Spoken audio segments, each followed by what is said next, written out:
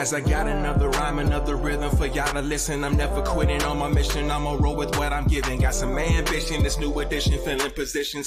Looking at the void in myself and feeling what's missing. Better watch the way you going, better go in the right direction. In the moment you stressing, but you gon' be counting blessings. And I know that for certain. Keep on working, open curtains. Haters swerving, cause they ain't ready for your final version. Whoa. I'm never gonna give up.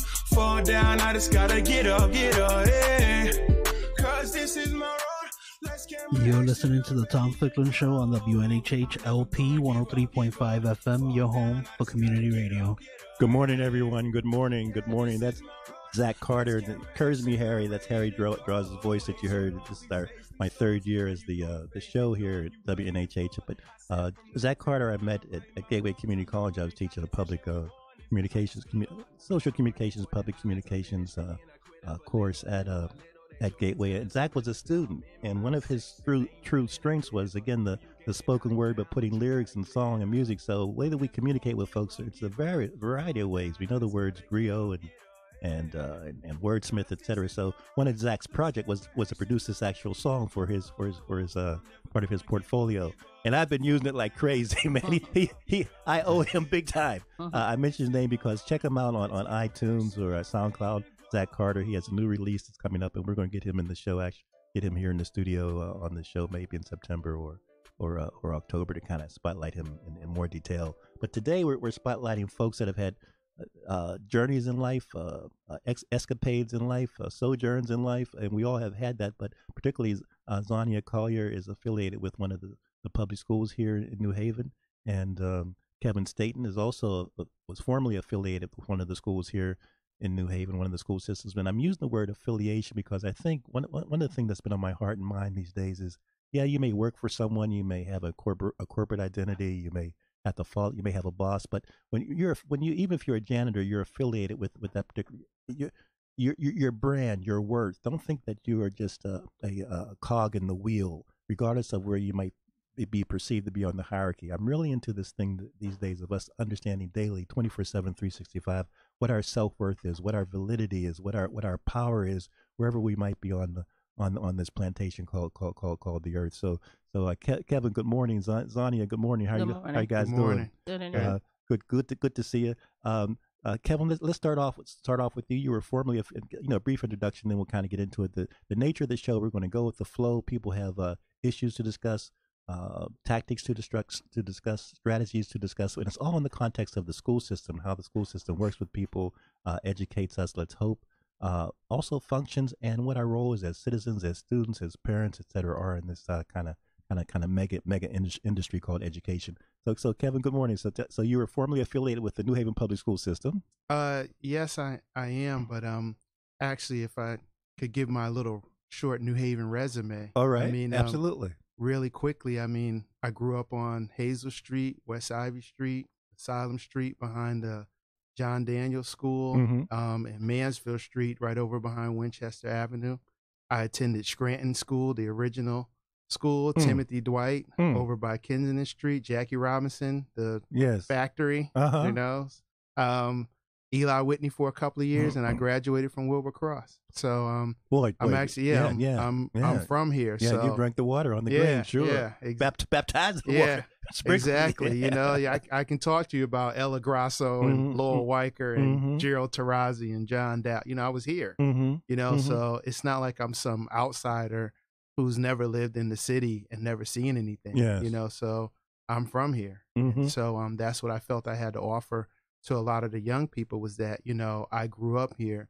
So in terms of looking for a pathway, you know, out, you know, I know it because I've done it. But again, most recently you were affiliated with the New Haven Public School System. Yes, I was a library media specialist at Hill House High School. And I asked Kevin, you may have seen the article that was in the New Haven Independent. Kevin received one of the layoff notices, and he has some news that he's going to share with us, and also some additional history. And I was really glad to have him available to kind of really talk about what happens when economics, when property taxes, when taxation, when mill rates, when politics kind of kick in. It can affect you directly or indirectly. Zania, good morning. How are you doing? Good morning. Doing well. We were kidding off air, and I really appreciate your being here this morning. You're affiliated with what school particularly? King Robinson. King Robinson. And I was kidding you, and I'm going to kid you publicly. You recently returned from, was it Fiji, Tahiti, Japan? Fiji. Fiji.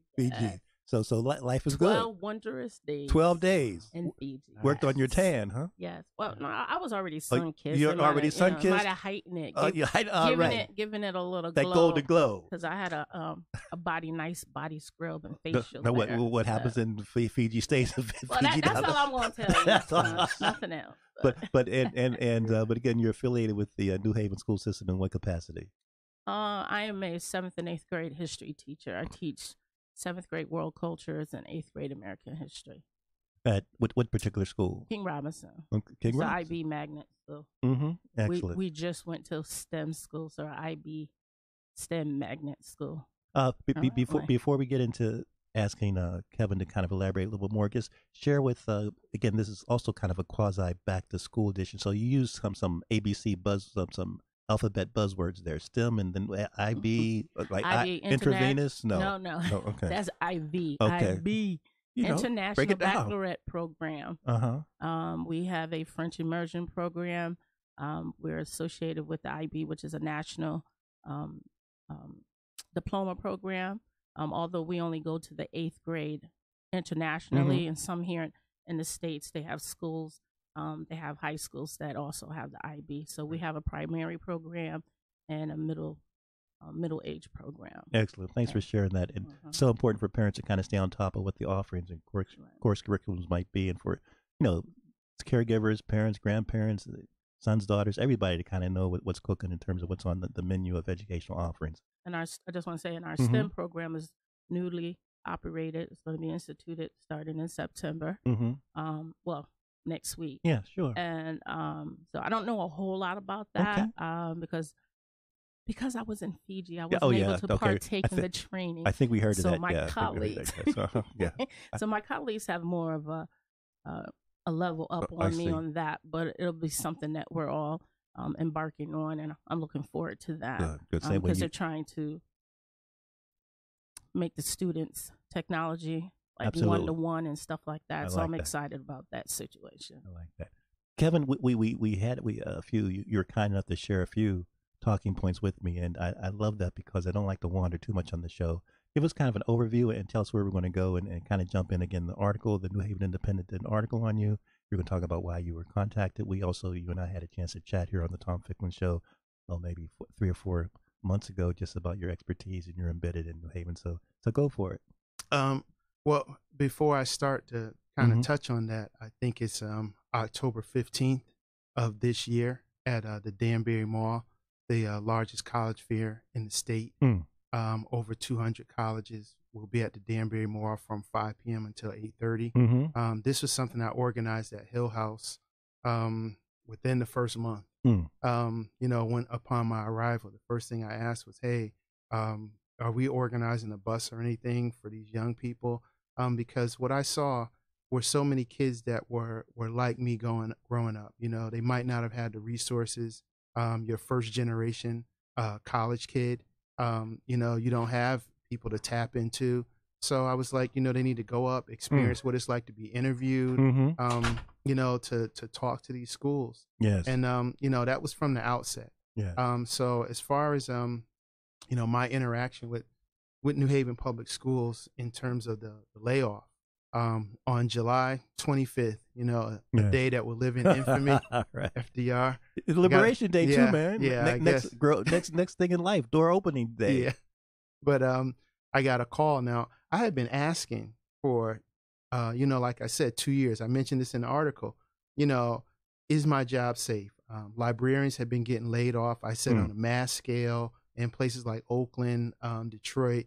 And so, when your support staff, if you're not a classroom teacher, because you're not responsible for a group of students, you're expendable to an extent. And our school was fortunate enough to have 2 librarians. So I kept asking, hey, because I'm thinking, reduction in force letters, RIF letters. If you're going to RIF me, that means you're going to RIF me around March or April so I can get out into the job market. I can get out into all these career fairs. If I have to go back to the classroom, I was a history teacher for a long time. That's fine. But nobody, it's okay. It's okay. No, we didn't hear anything. So you're hearing all these things about the budget. Yes. You know, okay, New Haven has a shortfall. Then they had the 1,000, I think, part-time people were laid off, and then they rescinded that. And so, as once again, your support staff, you're kind of taking a step back. Well, the money has to come from somewhere. If they're going to reduce the budget, oh, it's okay, don't worry about it. Then they got the call, and basically it was you can either resign or you can take a permanent position at Wexford Grant as a 6th grade teacher. And you know, I showed you guys the letter where they said it was permanent. So I was contacted then from the New Haven Independent, and they said, well, Kevin, you know, we saw you on the list of people laid off. And so what I said, we want to do a story about it. And, you know, and most of the other people were anonymous. You know, they didn't want to give their names. They're worried about the politics, any backlash. And what I said was, look, if you're going to do a story about me, then I need to read it first, because I don't want a story that attacks the New Haven Public Schools and that attacks Hill House or the administration. I said, because that's not what I'm about. So we went through several drafts. All right. Yeah, before the final story came out. And, you know, my whole gist was, okay, I'm being laid off. If I'm being laid off, then my question is, the money that would have gone to my salary, how is that going to benefit the students? And that's why I made the comments about, you know, if you have a building where, you know, I was in the library, many times our copy machine was the only one that worked. You know, when you walked in the library, there was a hole in the ceiling that had exposed wires. You know, and students see that, you know, and so you can't come to me and talk about how much you care about the kids, and, you know, and these people are making these astronomical 6-figure salaries, and you don't have any copy machines that work. You sign a contract with Xerox, you know, for them to come in and fix it. So that was what I said in the article. I said, I want things that are going to benefit the actual students. With me not being there, that's what I wanted. And did you get a response? Oh, yeah. Okay. The reporter, he contacted the Board of Ed, and they actually said by the start of the school year, you know, I'm not going to be there, so I can't tell you whether or not it's going to happen. But they said they were going to make that happen, you know, in terms of getting everything fixed and getting at least a hole in the ceiling fixed. I also asked about the chairs. I have a funny story about the chairs. Okay. So about 75% of our chairs are in pretty bad shape. So I went chairs through, in the library. Yeah, in the library. So I went through with a green sticker. Had these green dots. So if no dots on the chair is pretty good. If there's one dot, it's serviceable. A little shaky, but you can sit in it.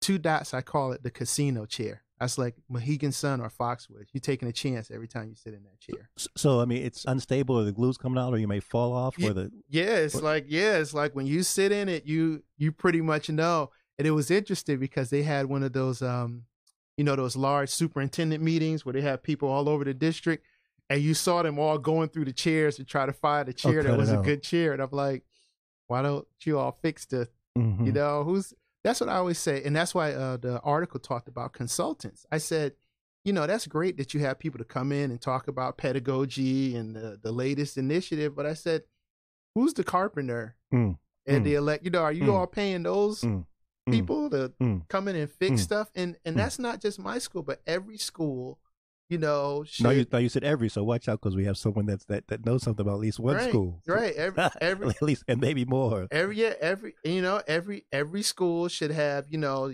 functioning copy machine. You know, those are basic things that everyone should have. Zania, jump in for a second though, before, and Kevin will elaborate. We will go till maybe another 30 or 40 minutes, and again, you're listening to the Tom Ficklin Show, and Zania Collier is with us, and Kevin Staton. But any response, just visceral or emotional, that has come to you as you heard Kevin speak? There are things that are inoperable that need to be fixed. Sometimes it takes a long time to get things fixed. I think the difference between me and Kevin is I work at a magnet school. Okay. So we have a little more money, functional money. And that's important for people to know. Yeah. And we're also an interdistrict magnet school, which serves as more money coming in. Right. So I've had things break, and I'm a little frustrated. Colleague was using my projector, and I went out I was on a PD at another program, and I come back, and my projector's not working. And I'm a little upset because I don't mind sharing things. But if I allow you to use something, you need to take care of it like it's yours. That's right. If you don't take care of your stuff, you need to take care of it better than what you would. And it broke. And I think I was a little more missed and upset at the fact that he came to me and asked me why it wasn't working. And I'm looking at him like it was working. It was working when I left. I don't know what you're talking about. So it took a while for it to get fixed. However, our business manager, Miss Evans, worked diligently to get it done. It was just a matter of getting things approved, and it was fixed. But it was it affected my teaching because we're in the new age of technology, and I needed to use it to teach my students. And I give notes. I teach through PowerPoint or however I teach. I couldn't do that with them. So basically, what I ended up having to do was teach from my computer screen. And they had to take dictation, meaning listening to what I was saying. And that's kind of hard for seventh graders. At that grade, that age group. Especially since I no longer do that. Because when I first came in the district, that's what I did. I wrote on the board and I gave dictation. My students back then, 2005, 2006, they were used to that. Now I have new age children. They weren't used to that. Good point. It had my lessons and my content was spread out more. It took longer to teach to the kids. So yes, I do know. We all know, things happen, and a lot of things are beyond our control. You can say things, it may happen, it may get fixed, it may not. I just happen to work at a place where when I have issues and I bring it to the attention of the administrator or whoever, they work to help me. Good. And then sometimes I can't wait. And I'll just do it myself. Yeah, excellent. Because I can't be in a situation or be in a room with 27 kids and they're not learning. Indeed. Yeah. And like exactly what you said, Zania, when I started at the library, and I talk about this in the article, we had 30 light fixtures and 5 worked. And, to their credit, both Mr. Worthy and Dr. Mayo, they came by to visit one day, and they walked in, and they were like, how are things going, Kevin? And I looked up at the ceiling, and I said, well, could be better, in terms of and they changed. They changed. They got rid of all the light fixtures because the light fixtures were these old, expensive ones. So they didn't even work with the bulbs. Like you couldn't go to Home Depot and get bulbs to put in there. So they changed them all. And, so things happen. But what I said in the article is, all right, now that I'm gone, and now this money is flowing in, it goes back into what you were saying. Now there's the influx of money with me not being there. How is that going to be used to benefit the students? And I would love to hear Zania's. Zania. How you say it again? Zania. Zania. It's like lasagna without the la. It's Zania in Fiji and Zania in Tahiti. Yeah. Let's keep that straight. My daughter gets on me because I say quinoa instead of quinoa, just to tease her. So it's lasagna. It's lasagna. We can call it lasagna too. Zania. Yeah, got it. That sauce. Like lasagna. Black magic sauce like lasagna. You got that black magic sauce on you. Got it. Yeah, listen. Or as I tell other people, if it's too hard, Mrs. Collier would do. Mrs. Collier will do. All right. Okay. Madame Collier. Okay. Madame Collier. I was gonna say I might do Mrs. Collier. That's a lot easier. I might do for me. Madame. It's a lot easier for me. But I would love to hear Mrs. Collier's take on how within the curriculum, especially as a middle school teacher, slavery and Reconstruction are taught in U.S. history. Because I know that the way the curriculums are set up is that they leave U.S. history to the middle schools. And then in the high schools, we come in at the Industrial Revolution. Right. So I would love to hear your take on that. Well, I just want to say I was part of the team that wrote the curriculum back in 2005 under Mr. Freeman. And then as the years has progressed, every 4 to 5 years, myself and a couple of colleagues, we went in and updated, revised, and tried to shorten it because they had us teaching so much in such a short time. So we tried to include what we thought was important. Yes.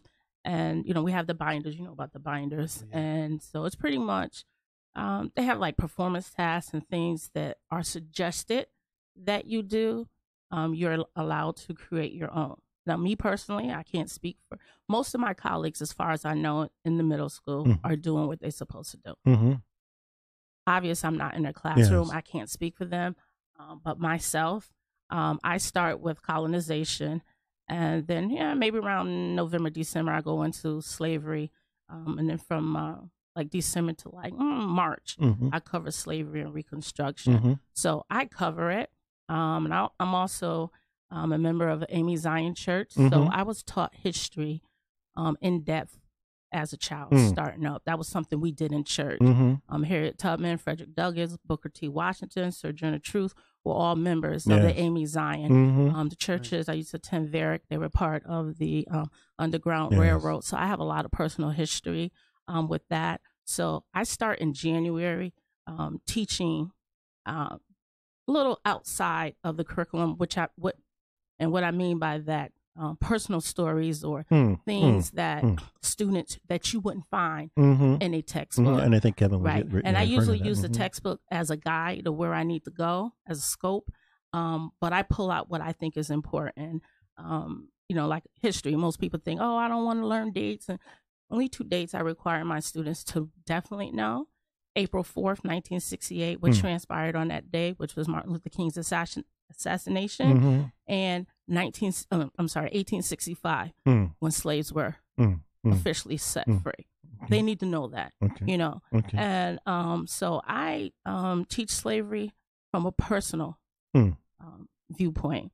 No, I was not a slave, but as a Black person, knowing what we went through, I don't sit and I don't sugarcoat it. And I know some people may get upset, but I tell my kids from the get-go, Abraham Lincoln didn't free any slaves, okay? And if under his rule, slavery was ended, it was ended, but it wasn't ended because he cared for the Black people during that time. And it was an economic, situation. And I give them all, resources, because I always tell my kids, anything I tell you, it's your job to go question what I say. Don't accept everything that I tell you. I have a book that I teach from. I give little excerpts from, and it's called Lies My Teacher Told Me.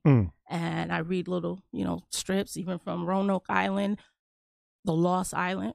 Was the island really lost? So I give them all the information about that. So I try to keep it real, and then I bring it into present day, because one of my quotes that I have them write about, I also teach summer school credit recovery. See what happens when you ask a question, Kevin? Right. And one of the quotes that I have them investigate is Harriet Tubman. I freed over 1,000 slaves. I could have freed 1,000 more if they had known they were slaves. And I have my kids tell me, what does that mean? And how does that relate to present day? So I have them constantly questioning things that are being told to them, things that they read, and I know a big thing. I have a friend that's a library media specialist at Catherine Brennan, and I was telling them over the summer, no Wikipedia. And she was explaining to me they can use Wikipedia, but they just have to find other things that support. And I told her I understand that, but because I have 7th graders, they don't really like to do stuff like that. That's like extra. So I have to initially tell them no Wikipedia and then go to other sources. You're listening to the Tom Ficklin Show, and Mrs. Collier is with us, the Mrs. Z, the Black Magic Z, the Zania and Zania. I do like Zania, though. Zania has a nice ring to it, but I know you've been called Zania for most of your life. I prefer Zania. Oh, you prefer? Yes, ma'am. Yes. Amen.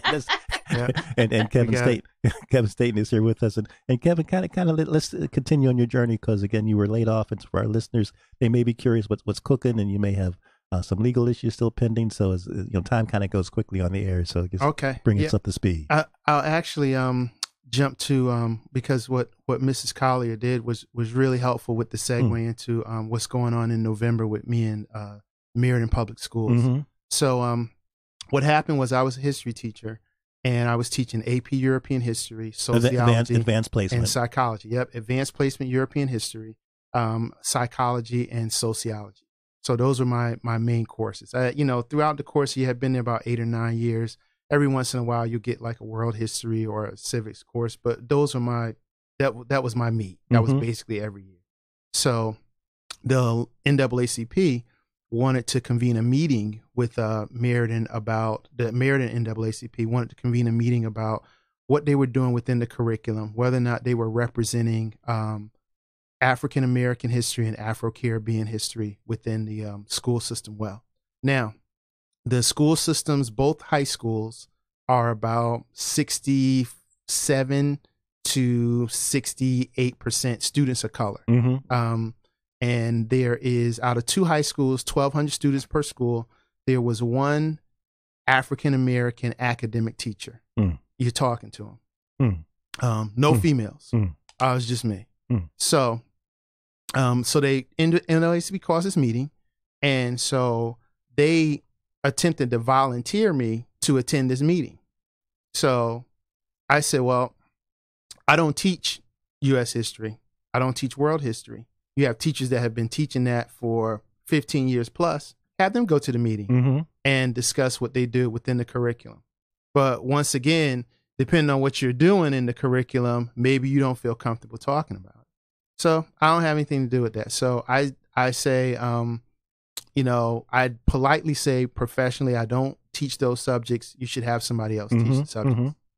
Meanwhile, we had a phenomenal language arts curriculum department head, lady by the name of Lisa Giancola.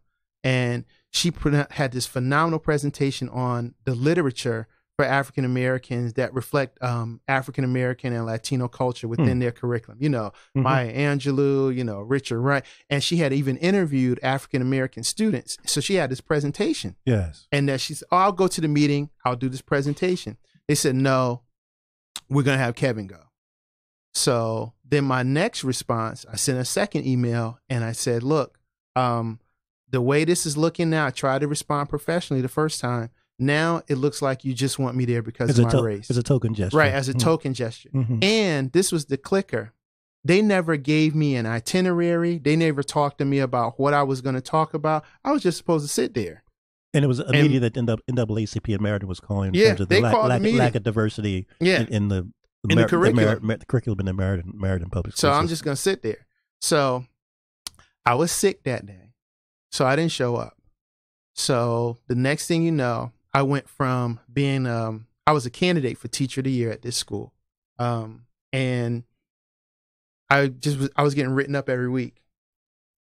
It was every week. And I'm sure you've seen this, Mrs. Collier, where every week you're getting like nitpicked for something where it's like, Kevin wasn't standing where he was supposed to be. So you get an email. We have outside agencies that were working with students, and somebody said, oh, I heard Mr. Staton doesn't read his emails. So I'm getting like questions and so I was like, okay. And then the what pushed me over the edge where I needed legal representation was all of a sudden I got a bad evaluation, and it was like, I was like, okay, I know where this is going. So the reprisals really became kind of tough to tolerate.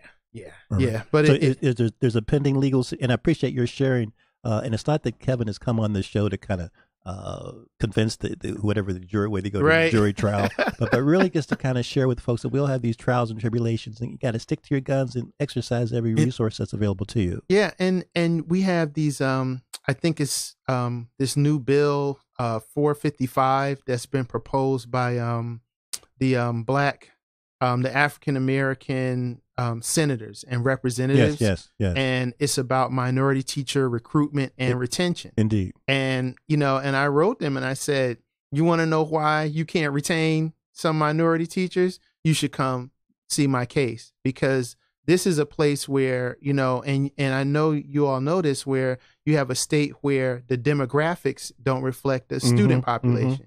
So, you had a district where, like I said, 2 high schools, it wasn't like it was a high school where it was like, 5% kids of color or something like that. You're talking about almost 7. Absolutely. You know? And Zania and Zania and Mrs. Z, I know it's Zania. Before I ask you to kind of comment, just let her, because again, for radio, people kind of come in and go out in their car. Might not be able to listen to the total show. Don't want to leave people hanging that you're in despair. You have, in spite of the layoff, in spite of the offer to transfer, which was essentially a demotion, your future still looks relatively bright. Yeah, I'm all set. I'll leave it at. You don't have to mention the pending specifically at schools, but I want our audience to know that several school systems have reached out to you. Yes. Well, I can't put words in your mouth. I could. Yes, yes, they have, and I've already signed the contract. All right, amen. So yeah, but yeah, I mean, it was one of those things, and that's why I wanted Mrs. Collier to weigh in on what she does in teaching U.S. history, because I think it's really important, especially for parents, for parents of color. You need to ask, what's being taught to your child about slavery and Reconstruction. Because like I said, in high school, normally we come in at the Industrial Revolution. So we're coming in after Reconstruction, really, and we come in on Jim Crow. And, how can you teach Jim Crow if you don't reference slavery and the Civil War? How can you teach the Civil Rights Movement and you skip over that? Yeah. But I think at any responsible history teacher, you have to give background information. Because even with me teaching slavery, I don't just jump into slavery. I go into colonization. I talk about European expansion, at the expense of natives in South America as well as Africa, because a lot of people assume, and I always tell my students, I'm going to tell you about slavery, but I just want you to know, we didn't begin with slavery. We didn't end with slavery. Slavery is not our be-all to our end-all. Unfortunately, it was a little section in our lives that our ancestors had to deal with, but we come from kings and queens. We come off the coast of Africa. We were a great people, and we still are, because we endured. And I always tell, sometimes, they make fun of how certain people speak, and, back, during those times. And I was like, they came from a place where they all spoke different languages, and they managed on their own to assimilate and learn from their captors. Any language misspoken, they got that from the colonizer. Okay? It took a great many people to deal with what we had to deal with. I don't like the idea that some people teach, or some people assume that we were a docile people. We were not. Many lives were lost. Many lives were fought to prevent slavery from taking place. But when you have modern technology over an arrow or a spear, you have guns and ammunition, what do you expect to happen? But we persevered, and we can do better. And now we may not be in bondage slavery, chattel slavery. We really need to focus on what I try to get my students to understand is mental People talk slavery. about this mental slavery. Mental slavery. And, I have 3 children of my own. I didn't leave it to the school systems or any system to teach my children about our people. They know that we come from a great people.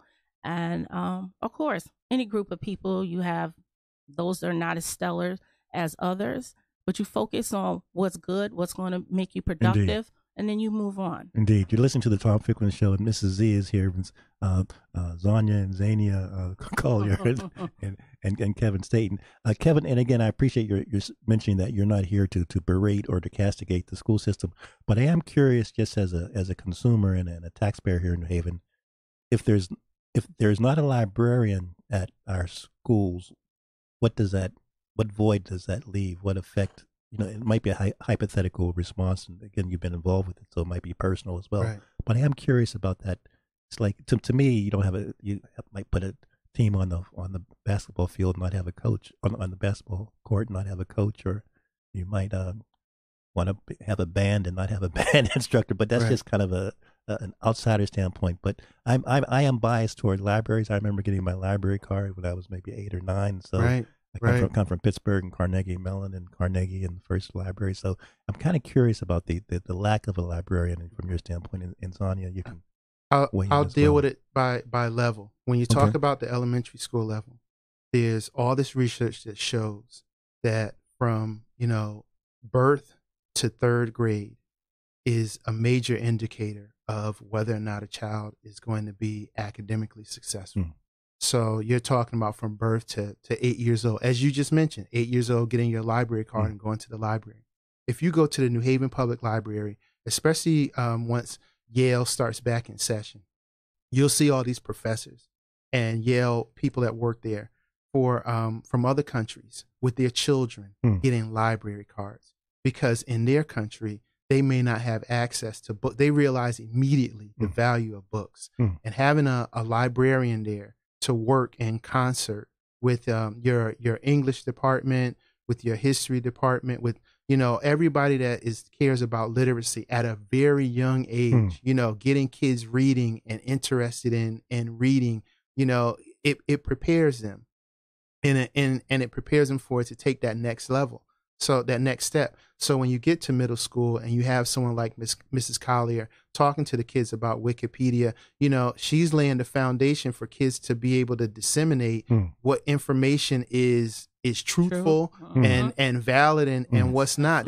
That's extremely important. I did a lesson with my high school kids, and it was how some alt-right organization took an image of an African-American congresswoman, and it said Rosa Parks' daughter is supportive of the incidents in Charlottesville.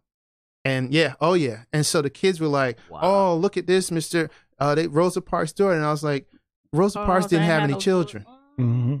I was like, so, being able to do that. And then when we get to the high school level, that's where you really see this whole thing in terms of college preparation. That was where, I said in the article, going out to the New Haven Public Library, getting those kids library cards, acting as a bridge so that the kids had free SAT prep, free AP class prep. They had driver's ed courses. There's all these resources online that we maybe can't afford in terms of New Haven Public Schools. And so having a librarian, and forget about the partnership we had with the Beinecke Library at Yale. We had a partnership with the Yale Repertory Theater where we went to go see Father Comes Home from the Wars, parts 1, 2, and 3 for $5 a student. So these are kids from New Haven, and we all know Yale can be like another world. You walk past it all every day, you don't even pay attention. But we had our students at the Yale Rep, in the front row. I was joking around with our kids. I was like, we're in the VIP section, Hill House up, but having them experience that and experience all the wealth. You have a first class, university in the world. You know what I mean? Not in the state or in the country, in the world. And giving those young people, all these forms of access, to me, a librarian, people will say the library is the heartbeat of the heart of a school. And my thing is, it's the heartbeat. The heart, you can have something that can be the heart, but it's not beating. It's like they say the nerve center of the school. Well, it still needs to be firing off synapses, to the arms and legs to get them to work. You just can't, it's not about just sitting there checking out books, and telling kids to be quiet.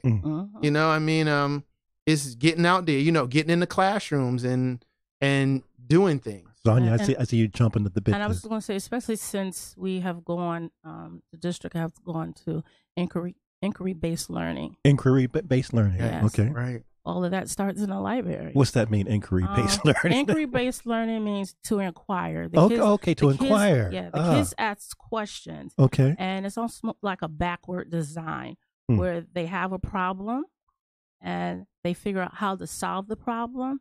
Then they figure out the venue to show you what that problem is, and to develop investigative skills, research skills.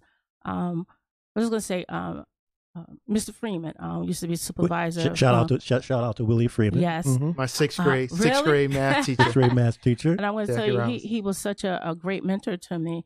And one day we were at a PD, and he says to all this PD history, is professional development. Yes, I'm sorry, thank you. That's okay. I just want people to know that there's these opportunities and just ways and just how the various industry interacts and code words. It was all the history teachers, sixth grade on up to 12, and he asked us. He said, "What is history?" So everybody started, those who always got to raise their hand and give an answer, had all these answers and this one, and he was going around the room, and he was like, okay, and he said, the answer to this question is whatever I tell you it is. And everybody looked, and he says, isn't that what we do to kids? Right. We give them notes, we give them information, and we expect them to learn it and to accept it. Right. He said, it's whatever I tell you it is. He said, but inquiry-based learning is different. But what he was saying is, we need to teach our children that when we give them information, yes, what we say may be true, but it's your job to confirm it. It's your job to investigate. Every year, that's how I start my class. I love that. What is history? And I get my kids to no, it's whatever I tell you is. Because if I tell you this and this happened on this day and I give you a test, I expect you to answer correctly.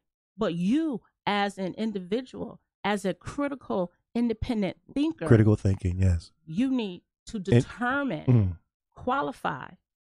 And you're saying as a teacher, correct me if I'm wrong, that you're comfortable in being challenged. Oh, yes. I tell my kids all the time. But what I tell them, it must be respectful. I do not have the evidence. Yes, have the evidence. I don't mind you questioning me. And I always let my kids, I don't know everything. Because they'll ask me a question and I'm like, I'll get back to you on that. Let's discover it together. No, it's extremely powerful what Mrs. Collier is saying, because you see that at the high school level. You have Latino students, and you talk to them about the Spanish-American War, in 1898, and you talk to them about the status of places like Puerto Rico and Cuba, and you talk about the fact that Cuba was like the Bahamas is now. Cuba was a resort destination.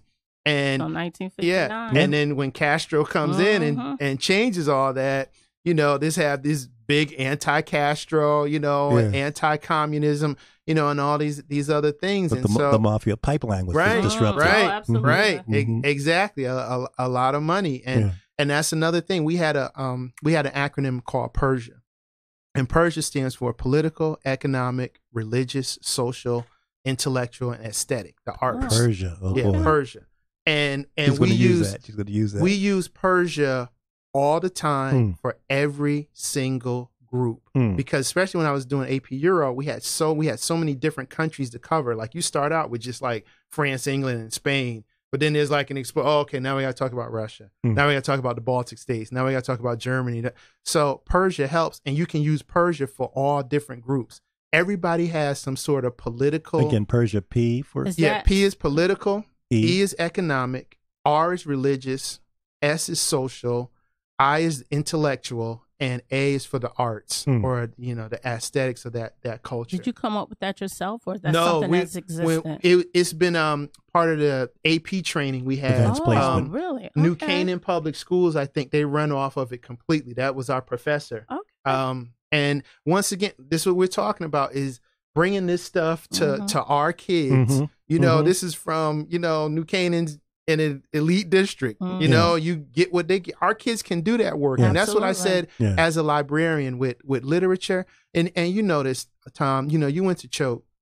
Let's not put all my business in the street. This is your show. Our kids may never. People may hold that against me. No, you know. The bougie before there was bougie. I got my bougie look on right now. But you know, Tom, our kids might not be able to afford to go to Choate, Hopkins, or Hamden Hall, but you can read what those kids are reading. Yes. You can read the literature that they're reading. So if you have that exposure, now you can at least be competitive, in a situation where, when you go to college, they just come in and assume all that stuff and you read it. And we're kind of winding up sound wise. I did want to kind of interrupt you or cut you off there, Kevin, but you're just going to have to come back. I know you have your new job, but whatever that might be, and we have about 2 seconds. I want to give you 2 minutes. I want to give you guys the last word. And really, you've warmed my heart in terms of the purpose of the show, to kind of inspire and to catalyze parents and students and young people and politicians about how important this educational industry is 24/7, 365. And with the new school year starting up, let's not sleep on it. Let's understand we got to be engaged, whether you have all the staff resources available or not. You can bring resources, you can share resources, you can be a resource. So Zania and Zania, would you like to kind of give a last word? Mrs. Z, Mrs. Collier? I'm just going to start. I'm just going to say all of those that are able-bodied, please get out and vote. Mm-hmm. Second Tuesday in November, Mm-hmm. please. We need to make a change.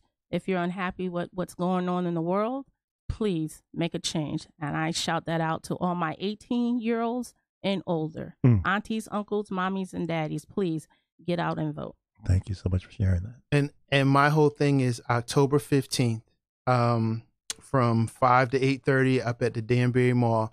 If you have a child who, I would say from 8th grade on up, 8th, 9th, 10th, 11th, and 12th grade, even if you're a student and you're listening to this and you can carpool some of your friends, you really need to head up to the Danbury Mall and see it. The year that we went, the students loved it. It's quite an experience because you're actually talking to college recruiters about what they're looking for, and you're getting information and you're getting an idea of what it's going to take. And the younger, the better. You know, get them up there to experience. It's the largest college fair in the state. If they want to go military, they're going to have a whole thing on the GI Bill. And, you know, if that's the route you want to go, they have trade schools, nursing schools. You need to get up there on October 15th. Excellent. Zania, Kevin, thank you so much. Harry, thank you so much for manning the boards. And Thank you, Tom. Again, this is the Tom Ficklin Show, and really a shout out to the New Haven Independent and WNHH. And just let's seize the time, seize the power, be the change, and we can really share the change as well, and really convert those change into dollars and Kruger Rands and Mandela dollars, and whatever the case might be. Tubman's. All right, Tubman's. That $20 bill will be out. Yeah, hopefully. Hopefully, that's right. Depending on who you vote. Depending on who you vote for. And again, I appreciate your sharing that about the connection between politics and everything. Thank you so much, everybody. Wow. Cause this is my road. Let's camera action, I'm ready to go. I'm never gonna give up. Fall down, I just gotta get up, hey. Yeah, this is my road. Let's camera action, I'm ready to go. Way too long, we faced them storms. Now you gon' face the dawn you waited for. I said from night to dawn, I right my wrongs alone. In competition with warnings, ice galore. Now I'm running toward them highlights. I'm finished being a quitter, but little by little, they joking, telling some riddles. Now I'm in my section, ain't willing to give up. Know you getting knocked down, but you gotta get up. I'm never gonna give up. Fall down, I just gotta get up, hey. Cause this is my road. Let's camera action, I'm ready to go. I'm never gonna give up. Fall down, I just gotta get up, hey. Yeah, this is my road. Let's camera action, I'm ready to go.